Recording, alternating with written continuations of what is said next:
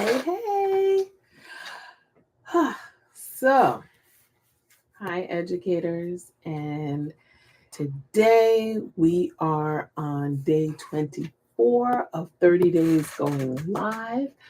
And today we're going to dive into the power of hashtag diverse STEM role models and hashtag equity in STEM. So, representation isn't just about including names in a slide. We know that. And it's about showing students that scientists and engineers can come from every single background and that their futures are wide open. So, I always like to start with a quote, and today's quote is from the one and only Zaretta Hammond. She has a new book out as well, which is fantastic. I encourage you to check that out. But this quote is from her, and it says, "Representation matters in every field of study." And we know this.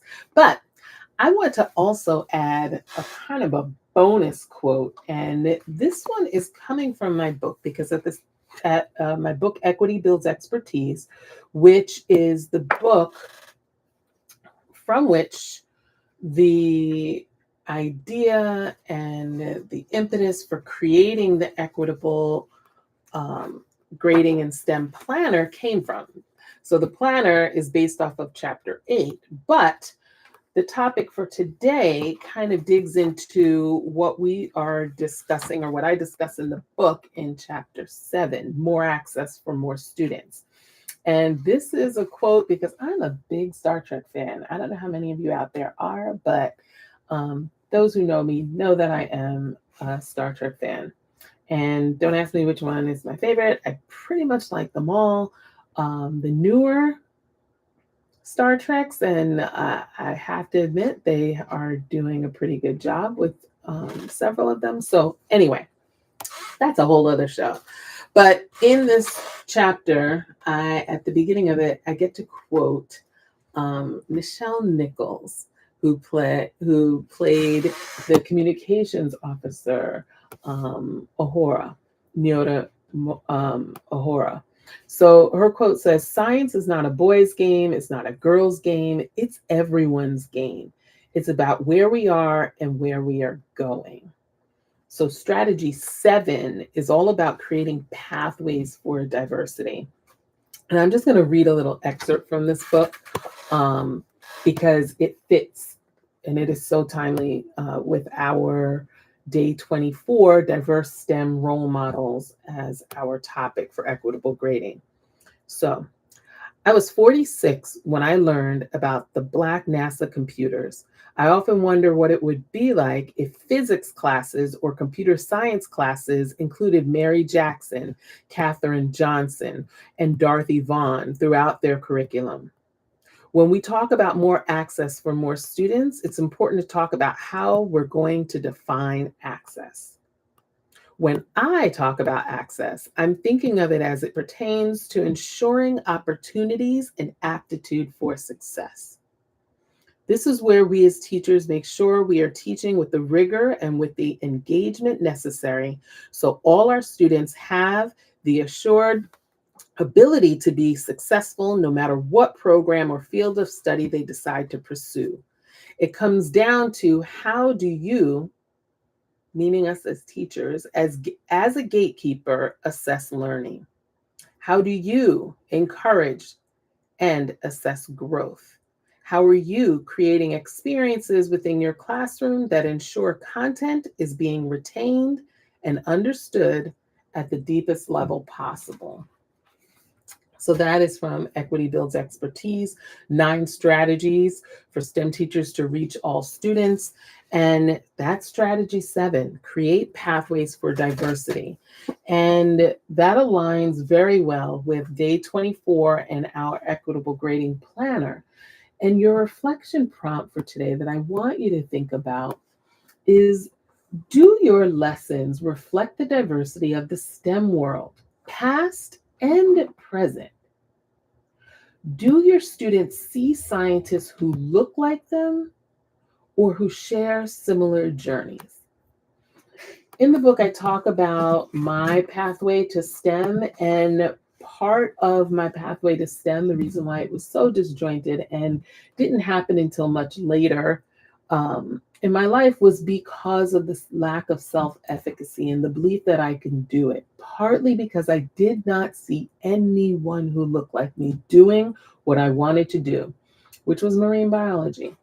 And growing up in the Bronx, New York, not having much access to uh, the ocean and doing research or studying in the ocean or by the ocean, and then not seeing many of my friends or family that could actually swim at the time, it was a struggle to envision that that was a truth or a reality for me. So the question here is, do your lessons reflect the diversity of the STEM world?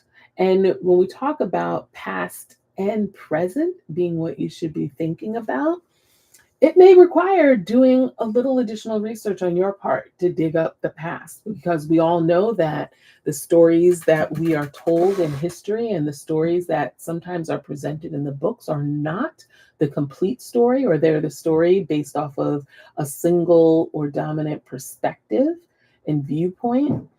And so it may require some of that research. And that's a little bit of what I do and I am passionate about, and that is helping STEM educators really engage in the research necessary to find and to understand how to infuse some of those diverse stories into the curriculum and still teach the curriculum, right?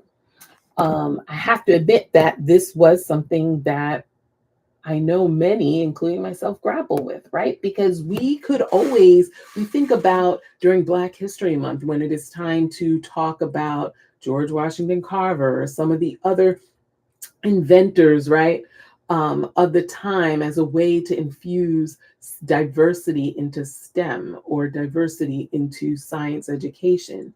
But the reality is that there are stories, and I do talk about some, even contemporary stories I talk about in here, of how we can use some of the students who have made some major discoveries today and in our current world, right? In the fields of science, in the fields of environmental science, climate science, all of these fields, in mathematics, right?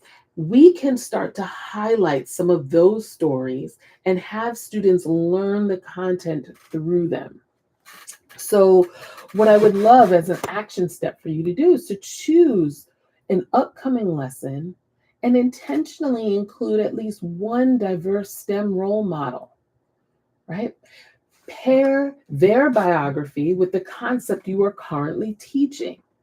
Simple example, when teaching space exploration, you can highlight Dr. Mae Jemison, of course, the first Black woman in space. When teaching coding, you could spotlight Dr. Feifei Lee, a leader in AI and computer vision. When teaching physics, this is where you can bring up and feature Katherine Johnson, whose calculations helped NASA reach the moon. Like, these are small shifts that create a big signal that STEM is for every student.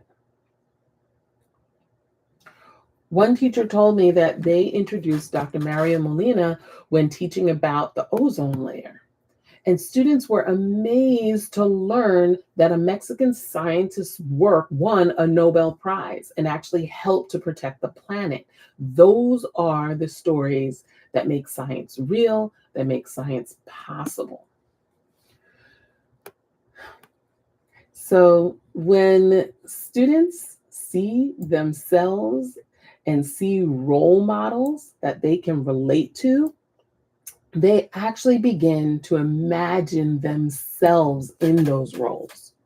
Representation is not just inspirational, it's actually instructional.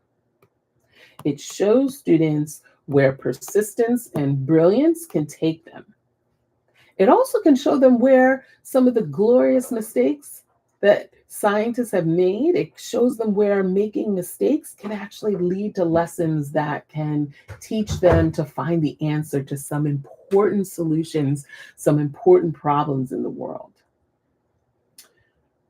Those are stories that need to be told. Those are stories that helped us understand our world in the way that we understand it today. And those who participated in helping us to understand that knowledge should not only be elevated, but their stories need to be known. Remember that every grade that we give our students tells a story, so make sure that we are making it one that is worth telling.